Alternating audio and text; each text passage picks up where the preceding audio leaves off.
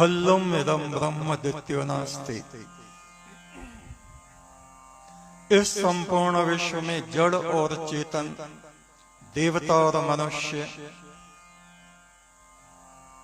पशु पक्षी, सिद्ध ज्ञानी अज्ञानी, सब में उसी का मसाला लगा हुआ है।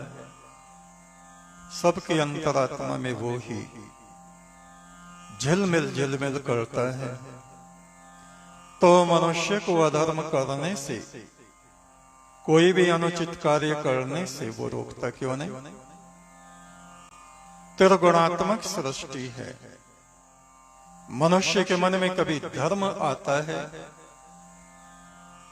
कभी सामान्य बातें आती हैं, कभी लोभ आता है, कभी क्रोध आता है।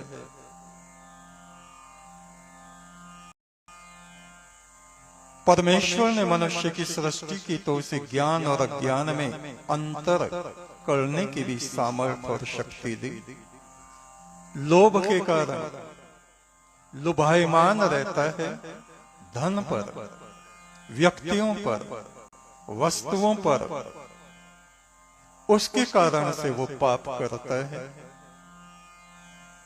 कोई गलत कार्य इंसान जब करता है, उसकी अंतरात्मा उसको रोकती अवश्य ना, ऐसा ना कर, किंतु उसकी वो सुनता नहीं।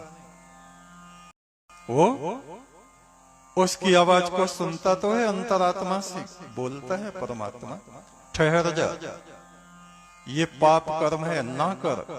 मानता कौन है? मानते नहीं। जब सब कुछ उसी की मर्जी से होता है तो सजा मनुष्य को क्यों मिलती? अभी बताया ना, उसकी मर्जी से कहां हो रहा है। तुम अभी कोई ऐसा बुरा कर्म करने के लिए चलो, तुम्हारे भीतर आवाज कई बार आएगी, नहीं नहीं ऐसा मत करो। ये कौन है? रोकने वाला। रोकने वाला कौन है? वही। उसको आत्मा कहो, ब्रह्म कहो, परमात्मा कहो, एक ही बात।